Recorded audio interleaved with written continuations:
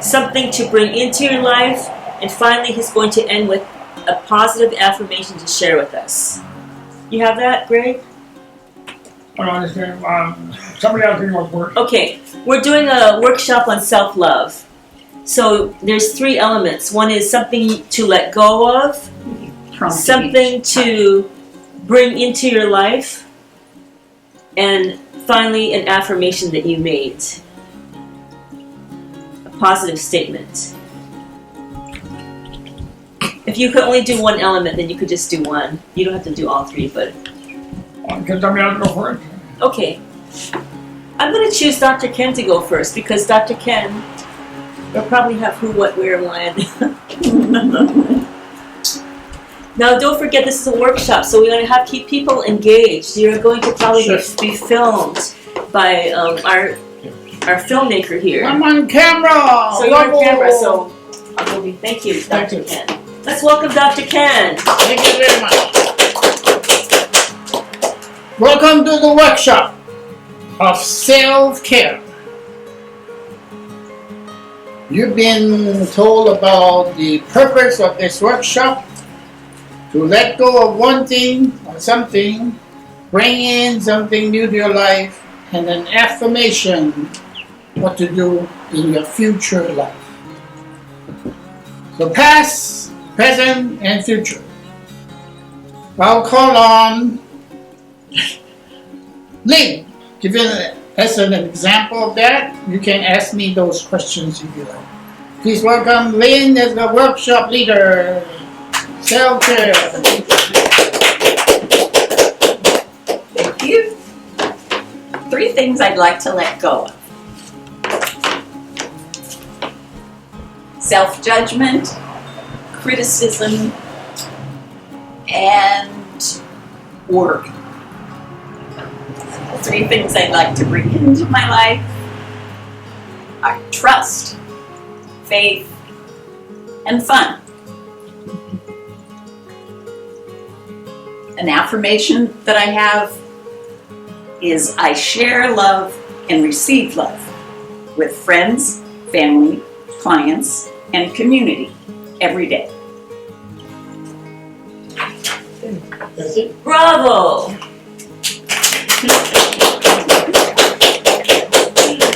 And now that we know what the routine is, I will call on Keith. Okay, It's not that difficult. It's not that difficult. I don't have any. It doesn't. There's no correct answer. That's what makes it so. Yeah. What am I supposed to let go of? Not necessarily you, but any advice for. How would it make things it to let easier go of? with your family? Sure. What would you let go of if there was something you could release about your family that comes from you? Well, the family's in town, and they're very much like talkative around. It's like you get around the dinner table, talkative. So one thing I've noticed is it's like a competition to say anything. It's like that, but everyone's like talking. And also there's a competition to being witty. Like trying to make something funny, trying to make something witty. And so and everyone's trying to one-up the other one, and they're just going off on it, and I'm just like going, hey, oh. So I let go and just listen. So I'm doing a lot of, but it's weird because now I'm just sort of out of the picture too. But a horrible person that I had very much grief with for many years showed up at the dinner table, and I had to just sort of, it worked. Don't engage. And went off to the side. So, kind of being the fly on the wall? I don't know, I guess. Not sure. What would you like to bring into your life? Maybe I don't know. And also what people say about you, maybe. What do you think?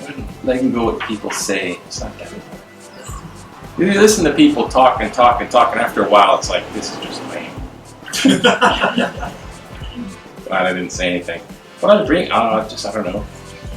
More sense of fun and wonder and discovery. I don't know.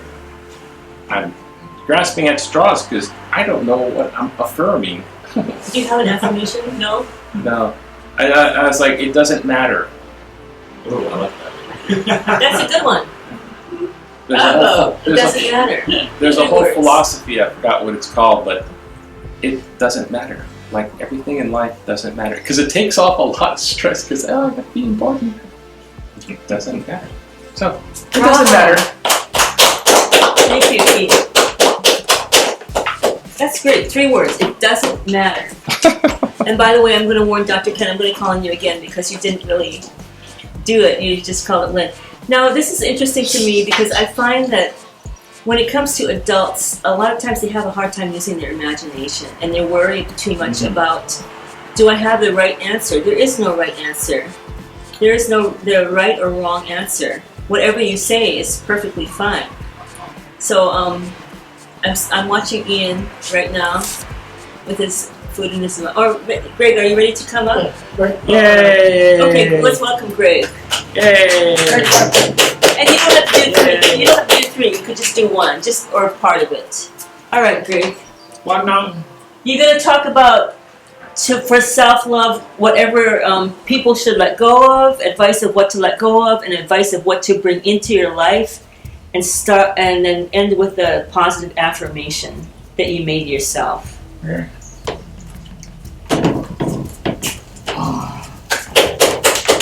Thank you.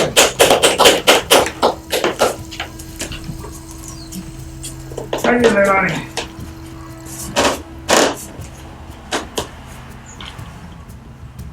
I'm not ashamed to say, but 6 years ago, I gave up alcohol. I was a heavy drinker, wine. I had 2 DUIs, and it was in the morning. I had a bottle of wine in my room, and I would start drinking that 1 liter.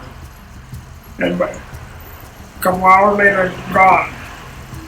I used to buy those big boxes of Franzia wine, and I used to live by myself, and I would drink 1 box every day. So in 3 days it was gone. Now, why I was doing that, I don't know. I love myself, but it's dangerous. Alcohol can be dangerous.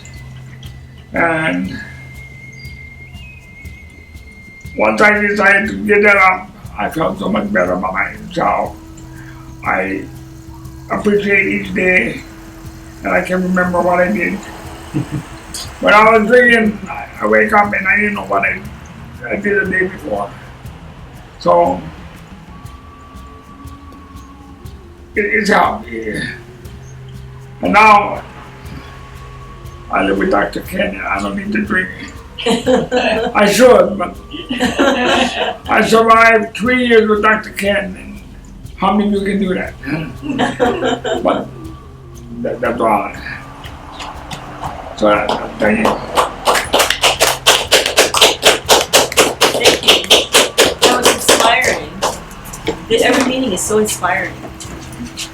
All right, I'll save Dr. Ken for last. We'll go back to Dr. Ken, but because we have the second speaker, Ian. This is a warm-up for your speech. I certainly have to save something from my speech. It's hard not to tread over my speech with my answer, actually. I would say that I'm trying to affirm for myself, and this has been a pretty long journey because I feel like I had a pretty solid answer a couple years ago. And I already talked to Dr. Ken about it a little bit this morning, that I didn't have the confidence to really go after my dream, which has been very spelled out and very obvious for me since I was a kid, which is like, I'm an artist. I was born into an artistic family, and that was very well supported. And after I graduated high school, I went and got a degree in animation. And after I graduated from college with that degree, I was looking for work in my field for 6 months easily, and it was just really difficult. So I made what seemed like a logical choice to just go work in the service industry at grocery stores and restaurants and all that stuff, just so I can make money, so I could get by. But what tends to happen is when we put our dreams on the shelf and we're working for somebody else, we're not really in control of our lives. Like, we show up to our jobs and we clock in and we do all that work for someone else, trading for money. So all that time and energy that could be spent on that dream, whatever that might be for you, I'll just say from personal experience, that was a huge energy drain. So what tends to happen is that dream just sits up on the shelf. It's very hard to have the energy to dedicate to that. So that's the thing that I've been trying to affirm for many years, is having the courage and the confidence to just go after it, even if, you might have to be eating top ramen or rice and beans for a while. Sometimes following your dream, actually most of the time, following your dreams requires a great deal of sacrifice. So throw that practicality to the side a little bit, maybe not entirely out the window, but really just have the confidence to go after what you want in life. Thank you. Do you have an affirmation? I would say, if you folks haven't already done so yourselves, everything that I just said, start now. Start now. Start now. That's a great affirmation. Thank you. And finally, last but not least, we're having Dr. Ken come back again.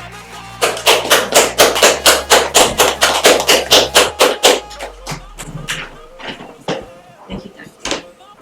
Thank you for the question. It's interesting that the word dream came into play with an affirmation. I've been getting lots of dreams these days, almost every night.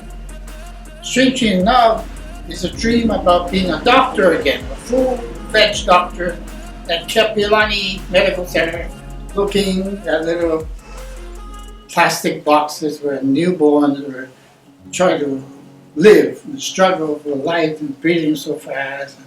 And we tried to figure out the reason why, and came up with all kinds of medication, sprays, IV medicines, and scans, stuff like that. So it's always in my dreams every single night. And I thought that would be my future, indication that I will be going in that direction.